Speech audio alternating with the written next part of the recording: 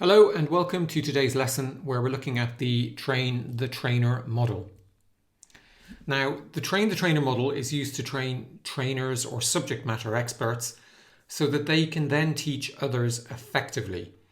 So imagine you're an expert at using a particular software package and that package is about to be rolled out across your entire organization.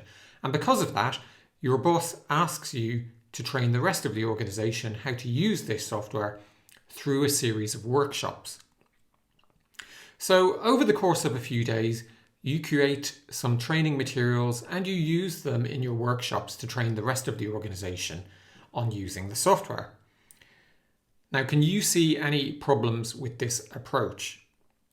Well, actually there are many, but the most serious problems are that firstly, while you're an expert with the software, you might not be an expert at teaching others. And secondly, while you have lots of experience of using the software, you may not be as good at using it as you think you are.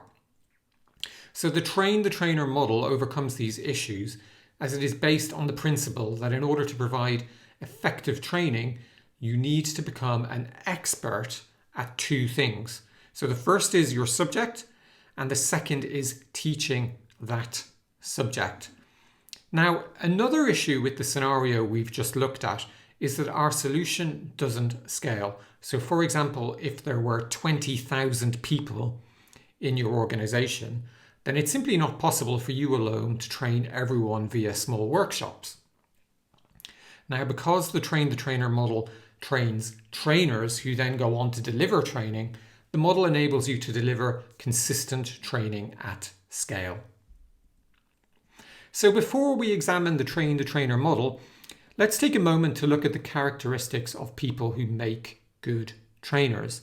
And this is important because not everyone is suited to training others. So basically, the greater the number of these characteristics a potential trainer has, the more likely they are to be a good trainer. So firstly, we have gravitas. So the potential trainer must be well respected within the organization, and that's going to increase the likelihood that students will actively want to learn from them. Next, we have communication skills. And to train others, you need good communication skills. It's essential to be able to stand up in front of a room of students and be able to present confidently, concisely, accurately, and clearly. Next, we have expertise. Now, if not already an expert, then it's usual for the potential trainer to at least have some knowledge of the subject they'll be teaching. If you don't have any knowledge, then it could be impossible to get up to speed in just a couple of weeks. So for example, it's going to be impossible to learn to speak French fluently and learn how to teach it in, say, 2 weeks. And finally, we have empathy and flexibility. The potential trainer needs the empathy and flexibility to be able to pick up on the training needs of their students and adapt their training to best suit their students' needs. So if you want to create a Train the Trainer course within your organization, then here are some best practices to consider. So firstly, define your goals. Begin by deciding what it is you want the Train the Trainer course to achieve. So that might be, for example, to train technical experts to be able to impart their knowledge to others. It might be to train employees to be able to onboard new employees. It might be to build a core team of trainers who will train the entire organization whenever any new internal system is rolled out. The second step is to define how to measure progress. So now you've set your goals, you need to determine how you will track progress towards those goals. So typically, a potential trainer's competence will be measured both at the beginning and at the end of the course, and they will be assessed both on their technical expertise as well as their teaching expertise. The third step is to design your Train the Trainer course. So that means designing the modules that you will teach as part of your Train the Trainer course.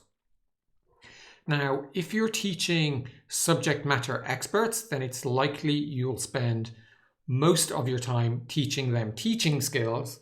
But conversely, if you're teaching experienced trainers, then you'll spend a more significant proportion of your time teaching the subject itself. And the final step is to create the training materials.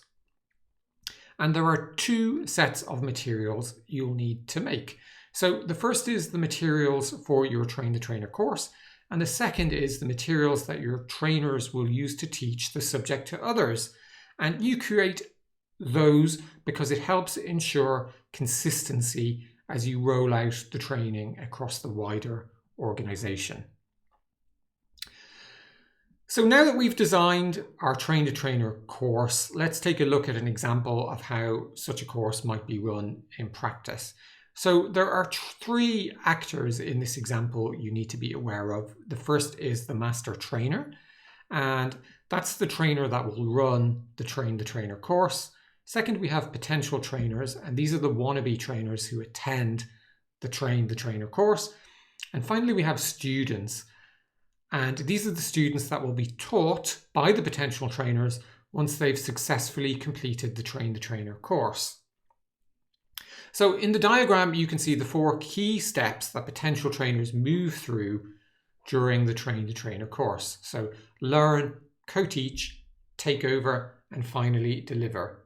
So in the learn step, potential trainers attend the Train the Trainer course, which is obviously run by the master trainer. And the master trainer will have already created the course that the potential trainers will eventually teach to their students. And the course will obviously consist of, as we've discussed, learning the material they'll teach, along with learning the best way to teach that material. The second stage is co-teach. So now they've completed the course, each potential trainer will have the opportunity to present one or more modules of the course to their peers. So by peers, I mean other potential trainers. And that will be done alongside the master trainer so that they can get feedback on how to improve their performance in real time, interactively, as they deliver their training. The third step is takeover. So once the potential trainers have delivered their training in conjunction with the master trainer, it's time to deliver one or more modules of the course alone without interactive feedback. So feedback will only be provided to them once they've finished delivering their training. Now, if the potential trainer performs at the required standard in this step, it's time to move to the final step where each potential trainer delivers the training to real students. And in this deliver step, the final step, note that it's common for the master trainer to attend the first session. The new trainer delivers to provide some final corrective feedback to the trainer as they deliver the course to real students for the first time. Now, there are some advantages and disadvantages associated with the model. So firstly, in terms of advantages, it provides a mechanism to roll out training across an organization at scale in a cost-effective way. And note that the model is cost-effective because you only have to hire at most one master trainer if you don't already have one. The rest of the people involved in the process are already permanent employees. Secondly, its cascade style results in a consistent way to roll out training across an organization. Thirdly, it helps you develop a very competent internal training team. Fourth, because trainers are permanent employees of the organization, it allows students to ask follow-up questions after their training has finished, and that simply would not be possible with external trainers. And finally, internal trainers understand their own organization better than any external trainer could, and that allows them to better tailor their training to the specific needs of their organization. Now, in terms of disadvantages of the model, then if you need to train people very, very quickly, then it might just simply be quicker to just bring in a bunch of external trainers. Secondly, ongoing monitoring is required to ensure that training continues to meet the intended purpose of the training. And finally, care must be taken to ensure that the training remains up to date. So in summary, the Train the Trainer model provides organizations with an efficient way to roll out training at scale. And the model works by having an expert trainer train internal employees to become trainers in a specific subject. And these internal employees, now trainers themselves, can then train others within the organization using what they have learned in the way they have learned to teach it.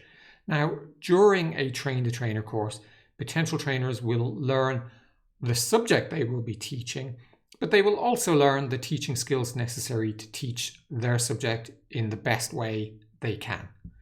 So that's it for this lesson. I really hope you enjoyed it, and I look forward to speaking to you again soon.